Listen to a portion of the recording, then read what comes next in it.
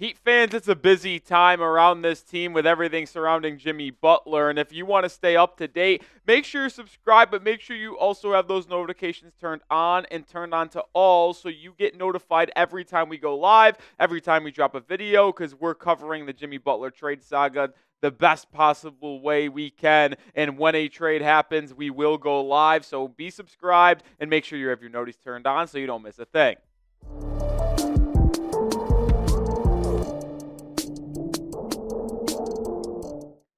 I am Nic Rohloff. This is the Heat Report by Chat Sports, and we have a new update on today's show coming out of the Jimmy Butler trade saga. We'll discuss it all, a lot having to do with Jimmy Butler saying no to a couple teams, as well as Bradley Beal kind of holding all of the cards, and we need to discuss how he will impact this trade. But let's start with this, because yesterday afternoon, Chris Haynes reported that Jimmy Butler has informed a couple of teams not to trade for him. So their camp reached out and said, hey, listen, if you trade for me, I will not extend in the offseason. I am not going to stay with your team. And it would just be better off that you know that, because then you won't be upset when I don't resign in the offseason or request another trade in the following offseason. And what were those two teams mentioned? The Memphis Grizzlies and Milwaukee Bucks. Now, the Bucks were interesting to me because I don't really think that they really have anything Miami wants. They are a second apron team right now, but they could get under by trading Pat Connaughton in a deal prior to making a Jimmy Butler trade, and then they could send out Chris Middleton, Bobby Portis, and some draft capital to Miami. But I don't think the Heat would want those two players because of Middleton's aging contract, as well as him not being that impact of a player anymore. So I don't really see the Milwaukee Bucks as a threat. But the Grizzlies one was interesting because I actually did flip from Golden State to Memphis as the team that made the most sense to trade for Butler and make a deal out with Miami. And I saw a lot of people talk about this on Heat Twitter. And a conspiracy theory was started. Now, it was shut down by Ethan J. Skolnick of 5 Reasons Sports Network, and you've heard other reporters say the Heat haven't really gotten any good trade offers to begin with on Jimmy Butler. But could the Heat and Grizzlies have been close to a trade? Jimmy Butler found out about that or was informed, and then he kind of said, yeah, I don't want to go to Memphis. Now, I'll be honest, I understand not wanting to go to Memphis from a pure enjoying life outside of basketball standpoint, but if Butler was serious about his comments of being happy and just trying to find his joy in the basketball court again, where else would he want to go than the second team in the Western Conference in the Memphis Grizzlies, a team that would become a top 2-3 contender in the West without a question by acquiring Butler, pairing him up with Jaren Jackson Jr., John Morant, and other surrounding members there. It's very clear to me that Jimmy Butler lied to the media when he said he's fine being traded to all 29 teams outside of the Miami Heat. Jimmy Butler only wants to go to the Phoenix Suns. It is not a secret anymore, and as we get more and more teams being told not to trade for Jimmy and that being reported, it becomes more and more clear that this is not a normal trade request. This is a very similar situation to the Damian Lillard saga where he requested a trade only to the Miami Heat. Jimmy hasn't done that to Phoenix, but he basically is telling everybody, yeah, I only want to go to the Suns. So what say you? Will the Suns make a trade for Jimmy Butler? Type T if you think they get a trade done before the February 6th trade deadline. Type W if you think they don't. Let me know your thoughts down in the comment section. I will stand very firm. Until I see something that gets reported differently, I do not believe a trade with the Phoenix Suns will go down regarding Jimmy Butler. I just think it's too difficult.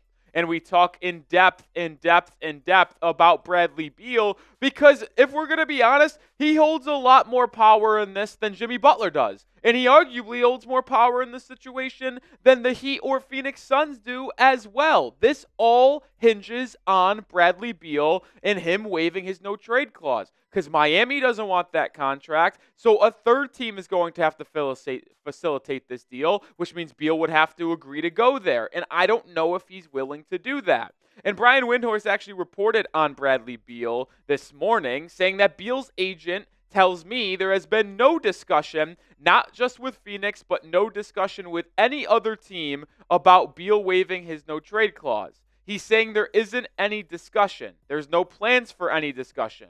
Beal's focused only on the Phoenix Suns. So it feels very likely that Beal is going nowhere. And if we're going to have an honest conversation, why would Bradley Beal waive his no-trade clause? Phoenix is a great place to live. And it's likely that if he gets traded to a third team, it would be to a roster that is as bad as the Suns have been this year, bottom in the Western Conference, or worse. And it's likely not going to be a better living situation or a better basketball situation over the next couple of seasons. So it does make sense that he will not waive his no-trade clause from the Phoenix Suns. And the only way he does, in my opinion, is if he somehow despises the circumstances. And it seems like they're trying to make him do that, moving him to the bench. They lost to the Hornets yesterday. It's rock bottom in Phoenix.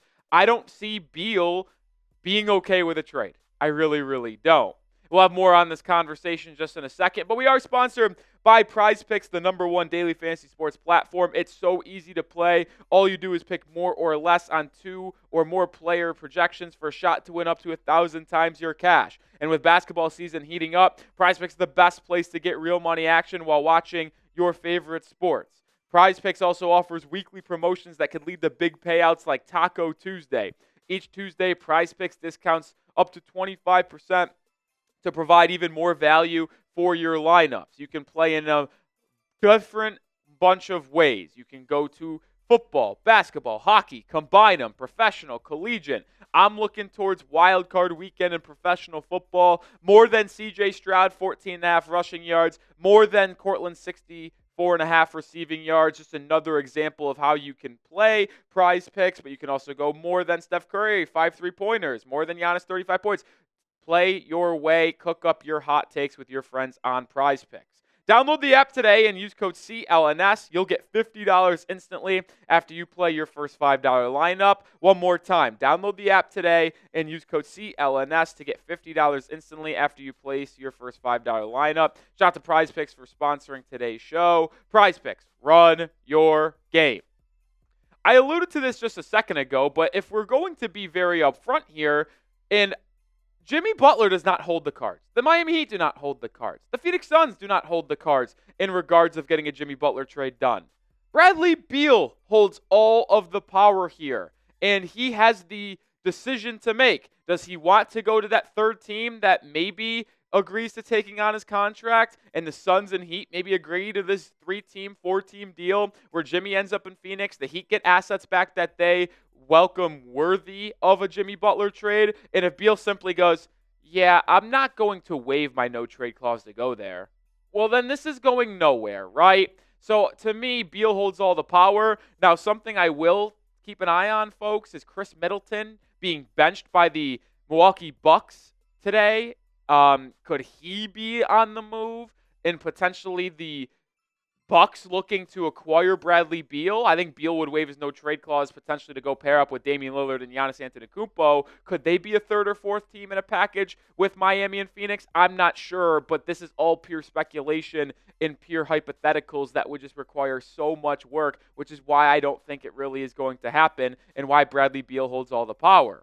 But then you also combine that report with this report from Brian Windhorst saying that there is no traction on anything. The Heat have had discussions with a handful of teams. There's no offer that the Heat have progressed on. The Heat and Jimmy Butler are staring down the reality of him returning and having to play for the Heat when his suspension ends. And we know that this has been reported from the Miami Herald as well. And it seems more and more likely. I don't see a trade materializing with the Phoenix Suns within the next week and a half. I said that I would think it's the best interest of Miami to have Jimmy Butler off the roster by January 17th, that Friday night game at home against the Denver Nuggets, because I don't want Jimmy back in this locker room. But it seems like there will not be a trade before that. So unless Jimmy does something chaotic to make it a suspension-worthy action again from the Miami Heat, it looks like he will be returning to the Heat's roster in some capacity over the next 2 weeks, which is something that I don't really want to see happen.